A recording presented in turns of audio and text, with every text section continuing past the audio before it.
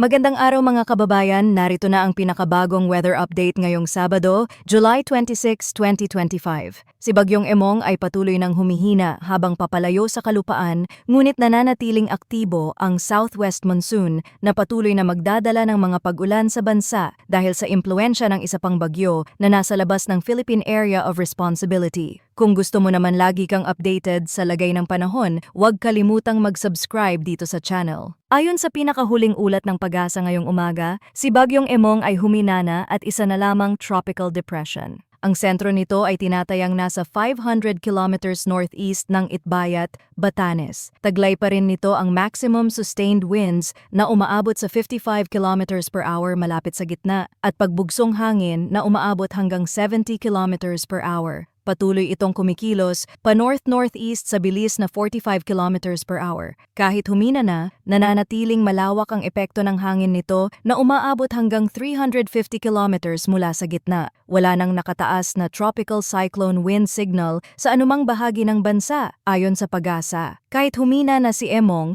ang epekto ng southwest monsoon ay nananatili. Ito ay hinihila ng mga sistemang umiiral sa loob at labas ng Philippine Area of Responsibility, kabilang ang bagyong nasa labas ng PAR. Ayon sa heavy rainfall outlook ngayong araw, July 26, asahan ang mga pag-ulan na aabot mula 50 hanggang 100 millimeters sa Ilocos Norte, Ilocos Sur, La Union, Pangasinan, Zambales, Bataan at Occidental Mindoro. Bukas, Linggo, July 27, pareho pa rin ang dami ng ulan na inaasahan sa Zambales at Bataan. Pagsapit ng Lunes, July 28, posible pa ring maranasan ang ulan na nasa pagitan ng 50 hanggang 100 millimeters sa Ilocos Sur, La Union, Pangasinan, Zambales at Bataan. Paalala sa ating mga kababayan na nakatira sa bulubunduking lugar, mas mataas ang banta ng pagbaha o landslide dahil maaaring mas malakas ang buhos ng ulan sa matataas na bahagi. Bukod dito, maaaring lumala pa ang epekto ng mga pag-ulan